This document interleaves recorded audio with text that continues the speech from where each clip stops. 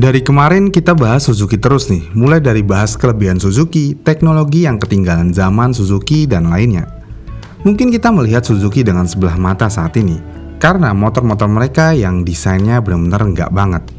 Seperti Suzuki Keledai ini, alias Suzuki Avenis. Motor ini memiliki tampilan yang enggak Indonesia banget. Lucu sih memang mengingat selera pasar kita tuh bukannya yang begitu. Dan udah tahu bukan selera pasar Indonesia, tapi kenapa Suzuki Indonesia malah masih ngambil desain dari India? Padahal dari negara lainnya desain motor Suzuki yang diadaptasi di negara tersebut memiliki desain yang cukup bagus. Malah bisa dibilang selera pasar Indonesia juga. Contohnya Suzuki Taiwan. Walaupun pada dasarnya di Taiwan merek motor terbesar di negara tersebut dikuasai oleh Kymco dan SYM, namun Suzuki setidaknya masih bisa unjuk gigi di sana. Yang lebih hebatnya lagi, Suzuki tidak menggunakan desain India. Yang mana Suzuki berhasil membuat desainnya sendiri untuk pasar Taiwan, walaupun agak sedikit ke Kymco-Kymcoan sih. Dan hasil desain motor Suzuki sangat menarik. Contohnya yang pertama adalah Suzuki Saluto. Suzuki Saluto bersaing langsung di kelas retro modern bersama dengan SYM Vega 125, dan sebelum rilis resmi aja, motor ini berhasil terjual sebanyak 767 unit. Ini bisa kita lihat dari tabel satu ini. Di tabel tersebut, Suzuki hanya terpaut 51 unit aja dengan SYM Vega. Dengan demikian, berarti desain dan teknologi motor ini sangat diterima di sana. Dan memang sih, kalau masuk Indonesia, kayaknya desain motor ini masih diterima. Diterima banget malah. Aku yes. Kemudian ada motor matic retro lainnya dari Suzuki Taiwan, yaitu Suzuki Sui 125. Nama Sui tersendiri bukan terinspirasi dari Cristiano Ronaldo ya, melainkan singkatan dari Suzuki Urban Icon. Motor ini memiliki tampilan yang bagus banget, dan motor ini lebih simpel dari motor Saluto 125. Namun Suzuki mengusung desain motor ini dengan bentuk bodi yang lebih kaku dan minim melakukan. Mulai dari tameng depan dan gaya spakbornya yang kotak banget, lampu utama dan sennya yang kotak juga, bahkan sampai spionnya pun kotak. Walaupun semuanya kotak, tapi ini adalah desain yang jelas tujuannya kemana, yaitu retro. Mungkin ya desainnya ini mengusung ke Suzuki Gemma tahun 80-an, jadi ala-ala Vespa klasik itu. Tapi idealis Suzuki tetap ada di motor ini, yang mana walaupun konsep motor ini retro modern, tapi Suzuki tetap mempertahankan fitur jadul, seperti lampunya belum LED, melainkan bohlam bulb biasa. Kunci juga masih menggunakan tipe magnetic shutter, dan speedometernya belum digital, masih menggunakan speedometer analog. Ya itulah Suzuki, tetap ada aja idealisnya.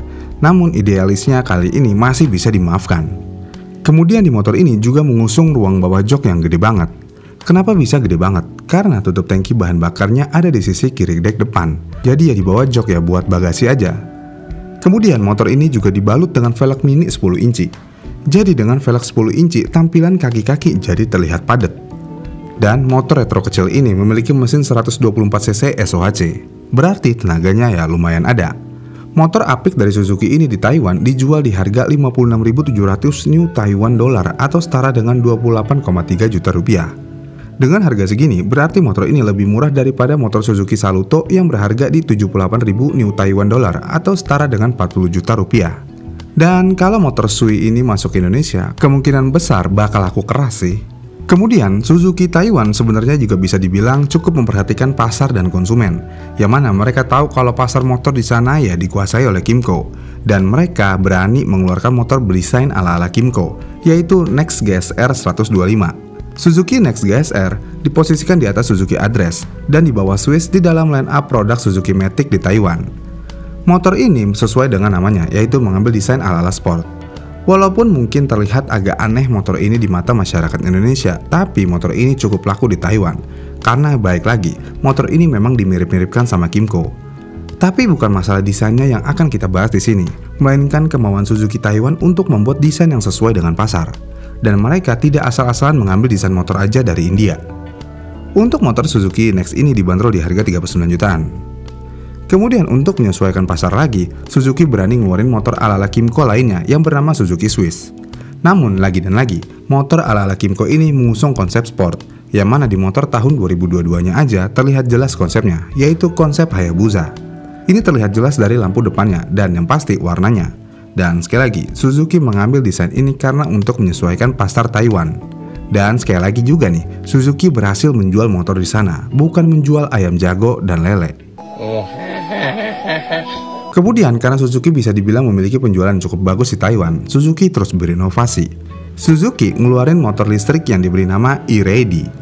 Walaupun kenyataannya E-Ready ini tidak termasuk ke dalam line up produk Suzuki, namun perlu dicatat kalau E-Ready dan Suzuki Motor Taiwan sama-sama di bawah perusahaan Tailing Bell Industry. Tapi ya walaupun begitu, motor ini tetap dijual di website dan dealer Suzuki. Dan memang andil Suzuki tidak terlalu besar untuk motor ini, yang mana Suzuki hanya mengambil pekerjaan dari segi standar kualitas aja, seperti suspensi, ketebalan frame, dan juga kualitas material yang bagus. Dan ini memang kualitasnya Suzuki banget. Dengan melihat hasil pasar ini, berarti Suzuki Taiwan benar-benar berani banget mengambil langkah dan tujuan. Ini berarti beda banget sama Suzuki Indonesia yang mau mengambil motor produksi India. Sekali lagi nih, kenapa Suzuki Indonesia demen banget ngambil motor India? Suzuki Indonesia mengimpor motor India ke Indonesia lantaran secara harga jauh lebih kompetitif. Selain itu, Suzuki juga menegaskan, perlu dipahami, dimanapun mobil dibuat, kualitas produksinya akan tetap sama. Ya benar sih, hanya saja kita semua meragukan selera desainnya aja. Misalnya kalau Suzuki emang mau produksi di India, ya silakan aja. Hanya saja desainnya yang menyesuaikan pasar di Indonesia. Tapi kalau begitu berarti biaya akan lebih tinggi kan? Dan Suzuki akan menjual motor lebih mahal. Tapi ini adalah jalan satu-satunya kalau memang India adalah negara yang mampu menyediakan motor untuk pasar global khususnya Suzuki. Karena kalau terus begini, yang mana India terus-terusan, siapa yang mau beli motor Suzuki di tanah air? Keluhannya ya cuma satu kok, desain. Udah itu aja, nggak kurang nggak lebih. Jadi kalau mau laku juga di Indonesia, tolong contoh Taiwan, jangan India. Kenapa harus Taiwan? Ya karena Taiwan biasanya motornya juga diekspor ke Jepang. Dan selera desain motor Jepang ya Indonesia banget. Nah ini nih jawaban yang harus Suzuki tahu. Kita sebagai masyarakat Indonesia suka banget sama desain Jepang, mau di mobil ataupun motor. Contohnya di mobil deh, siapa yang gak suka dengan mobil-mobil JDM ini? Saya rasa hampir nggak ada. Kemudian kalau di motornya misalnya Honda selalu mengambil desain dari Jepang. Misalnya Honda Vario. Di Jepang motor ini bernama Honda Click. Walaupun tetap ada perbedaan, tapi secara garis besar, Honda selalu mengambil benang merah desainnya. Jadi kita tidak akan heran kalau Honda hampir ya nggak pernah gagal bikin desain motor. Dan ini juga berlaku ke Yamaha. Yamaha melakukan hal yang sama dengan Honda. Namun ya sayangnya Suzuki Indonesia tidak mengikuti langkah tersebut dan mengambil langkah yang terlalu berani untuk bermain di segmen India. Padahal Suzuki itu Jepang kan?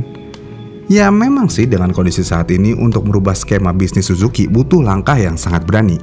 Dan gak bisa main ambil langkah aja.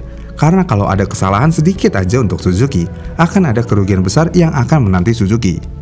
Gimana nih menurut kalian? India atau Taiwan? Komen di kolom komentar di bawah ya. Jika kalian suka dengan video ini, kalian bisa like dan subscribe channel ini. Dan sampai jumpa di video selanjutnya.